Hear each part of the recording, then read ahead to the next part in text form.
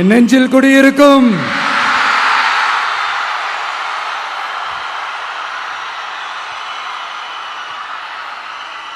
தமிழக மக்கள் உங்கள் அனைவருக்கும் என்னுடைய வணக்கமும் என்னுடைய நன்றிகளும்.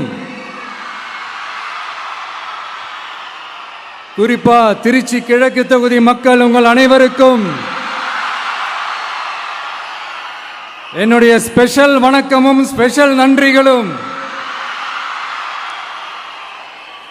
இதை நான் ஏன் இப்படி சொல்றேன்னா, என்னை இப்போ பெரம்பூர் தொகுதி எம்எல்ஏன்னு தான் சொல்லுவாங்க.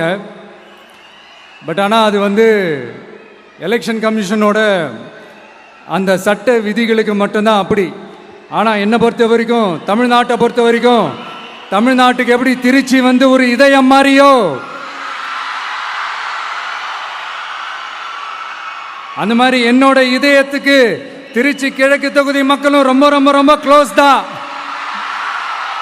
அதுல எந்த மாற்றமும் கிடையாது. சரிங்களா?